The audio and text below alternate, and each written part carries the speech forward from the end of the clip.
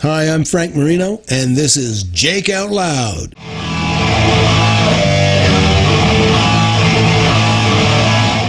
I want to talk about some of the songs, or the DVD in general, and I want to give my experience about listening to it. And I think a lot of people probably go saying, when you first get it, and I think you mentioned, I think over a couple of days, played most of it, put it on in the afternoon, put it on the evening. I got to see all of it. Right. And then the second time around, which happened to me this spring, usually a friend will come over and go, "Oh, you got to see Frank's DVD." So we play a few songs, end up watching it for half an hour. The way I watch it now is, and I experienced that this summer, and I'm thinking maybe people will do the same thing, is there's 3 sets on the DVD, set 1, set 2, set 3, right? Right. And I look at the list and I go, it was a Sunday afternoon doing something with the TV there. And I said, well, let's put on the DVD while I'm working on stuff. Right. I'm going to watch it for half an hour. Ended up watching it for 2 hours. But I picked a set. And every time, the second time I picked a different set to watch.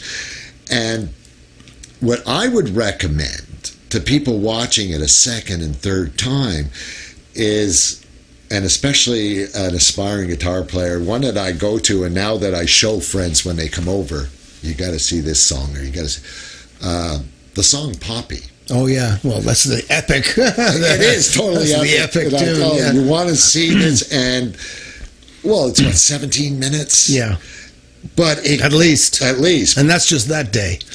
Some days it's 30. But you go from blues and jazz, you go all over on that one, right? Talk to me about that one. Well, Poppy is one of the only tunes that I always do in a show. Yeah.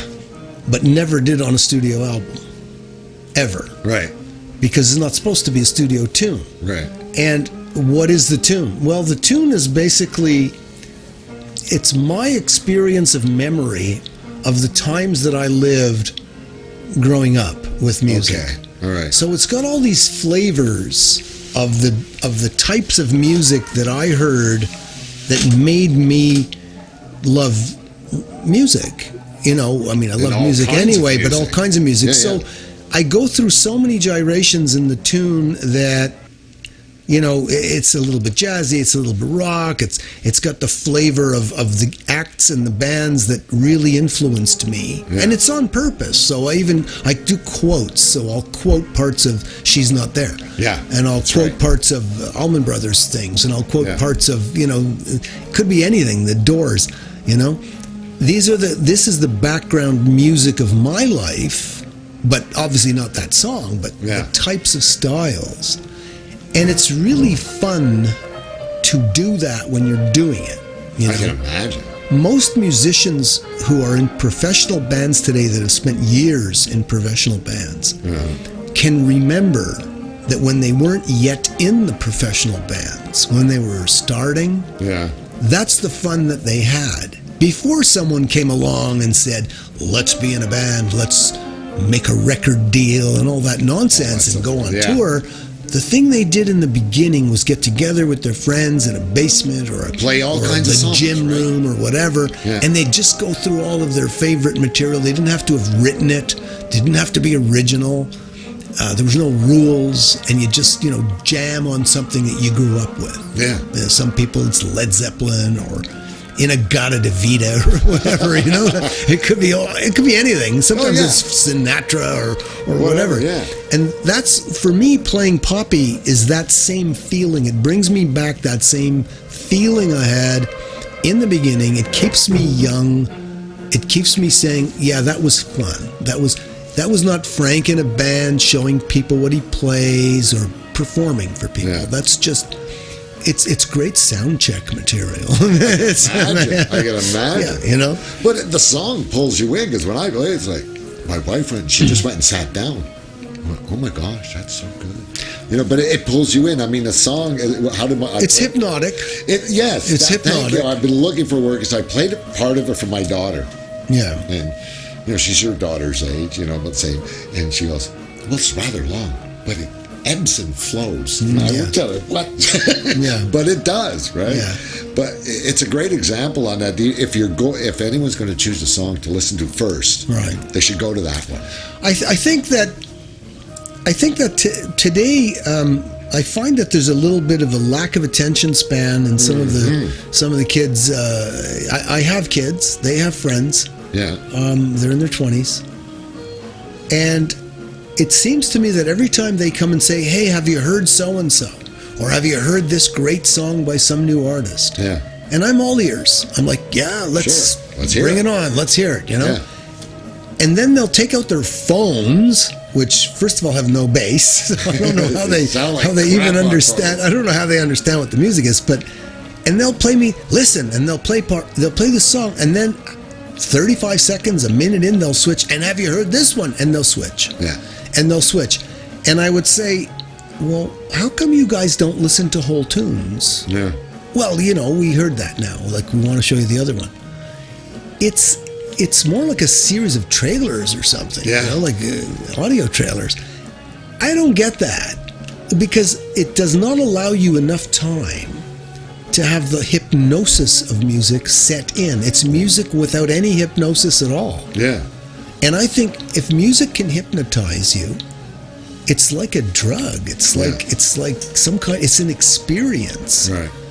Even if you don't like the music, And the funny thing is, movies understand that. Movies have a certain scene, and they'll understand. Movies know that on this scene, they got to go because the bad guy's coming or whatever, and it hypnotizes you and makes you even forget about the music itself. But it's the hypnosis feeling that you're getting, suspension of disbelief. And anticipation as well. Yeah. Yeah, exactly. So I think doing these kind of tunes that have very hypnotic backbeats that just go on and on and on while the music takes different shape. But this is not new. For instance, this was practiced by classical composers. For instance, Ravel wrote Bolero, and I don't know if people know that tune, but it's a long piece, and Ravel basically, the story that I heard, and I don't know if it's true, but I did hear the story, that Ravel had made a wager that he could write a piece of music that would be one chord only and never change chords for 15 minutes and not be boring. Yeah. Just by changing the way the melodies work. Yeah. And for those that don't know Ravel's Bolero, it's da da da da da da da da da da da da da da da, and over and over and over. And different versions of that melody. So using hypnotism as a background for music is not something that we rock people figured out when we took LSD and got, our minds blown. Yeah. This has been going on for a long, long time. As a matter of fact, the basis of music has always been the drums. And if you think about, that's why the Beatles call themselves the Beatles, with B-E-A-T, beat music, beatniks. Beatniks, yeah. The drums, since before we were born, before our grandparents were born, before their greatest grandparents were born, drums was sort of the first thing that people moved to in music. And if you think about drums, they're basically hypnotic loops that go over and over and over and over again. It's very tribal. And something about that creates in the listener a feeling of participation, because they no longer have to start thinking things. They just let the music invite them in and feel it and use their imagination, which allows a type of participation rather than observer. Talk to me how you did the song. You covered the Hendrix song, Are You Experienced? Now, on the album, on the Hendrix album, there's parts of it that where they took, correct me if I'm wrong, technically, when he did part of the guitar part, they turned it's backwards. They played it backwards. Yeah, backwards guitar. Yeah. When I watched that, the DVD, your hair goes. It was like, it really freaks you out. It sounds backwards.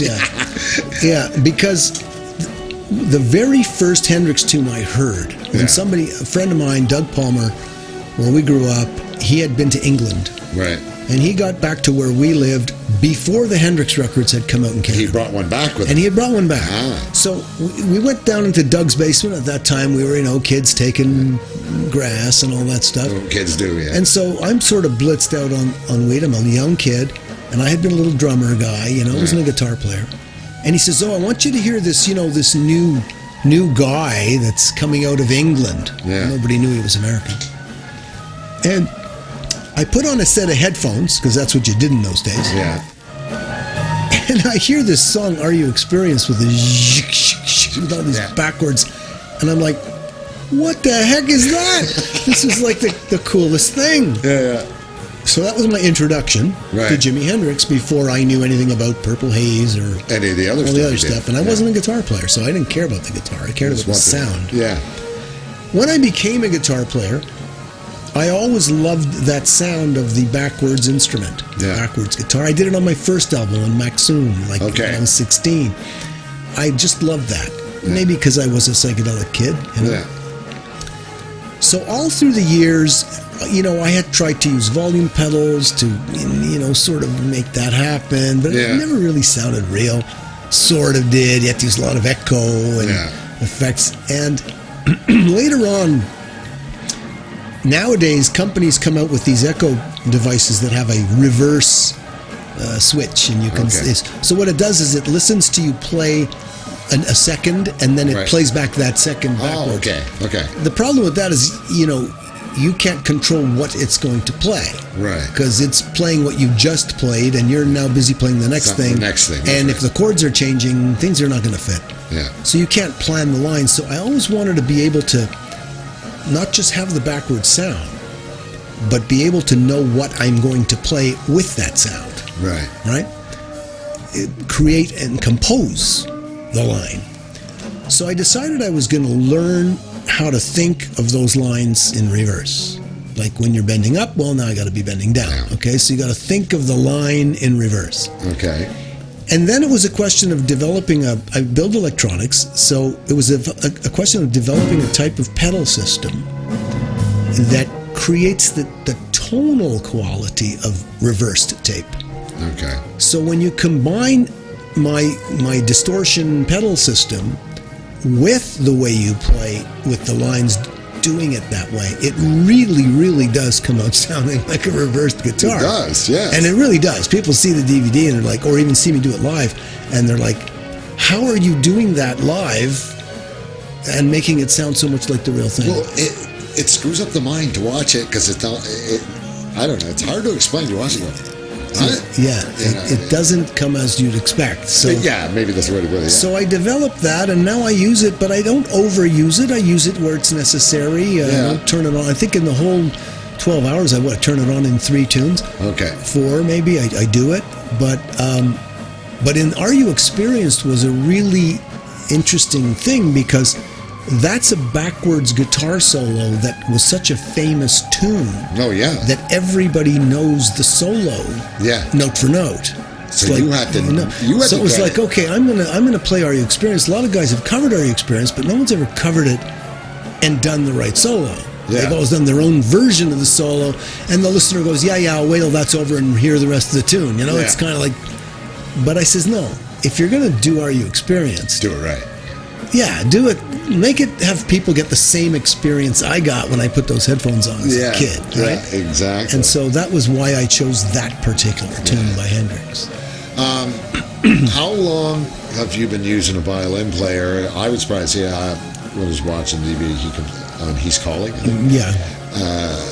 Have you been touring with a violin player a lot, or was it just this past tour? I mean, no, it wasn't just this past tour. I've had him for a while, but Avi Ludmer, he came along as the friend of a drummer that I had in the early 2000s. Okay. And he was just 20 years old, and he came, and he was trying to play bass, he was trying to play guitar, like every young guy. Sure. And I happened to have a conversation with him at the time, and I said, so, you play guitar, you play bass, did you grow up playing them? He goes, no, I grew up playing violin, and my eyes went, bing! Really? It was like, yeah, but he didn't really want to do that. He was a young guy, wanted to play electric guitar and bass, and I says, well, listen, Avi, would you want to play violin in this kind of music? And it was like, well, maybe, we'll see. He's a very good player. So he'd know how to. So I said, well, let's try it. Yeah. Let's try it. Instead of me having a rhythm guitarist, or who plays second lead solos, let's try, you play rhythm guitar when necessary, and the second solos you grab your violin and you do them on a violin. Let's do that, you know, because fusion guys had done it. John McLaughlin did it. You know, a few other guys had used violinists in a rock vein or fusion vein. I says, well, why not in a rock and roll vein? You know, like let's do that. Country guys do it, you know, all the time. So he started, and it just started working out. And then we found that certain songs really lent themselves properly to the violin. You know, you wouldn't necessarily want that violin sound in, you know, certain tunes that require that straight up guitar. You know, but on songs like Poppy, where you're doing the kind of scales that we're doing, and you're playing the kind of modes that we're playing in, Dorian basically, it really works well on violin. And so it just, and He's Calling, it was another one, because I'm playing all that backward stuff on my solo, so the violin sounds like a version of that backward stuff. It's got that backward sound. It's got a great beat too, that song. So that was why I started using the violin, and it was just to have a change, you know, from all those years when I had a second guitarist. It was surprising, but it just blended so well, you know. There's some songs, I mean, Strange Dreams. There's no guitar solo. Right. Only song I ever did. It's the only song. But, you know, did it? Well, there's a guitar solo on the DVD, but in the studio version, which was this hit song at the time, it's the only song I ever did that does not have a guitar solo. And yet it was the biggest song we ever had in terms of the public. Besides Dragonfly. It was weird. No, it was way bigger than Dragonfly. It was? Way bigger. Because it's a great song. The rhythm in that is great. Jake Lawrence for Jake Out Loud. Subscribe.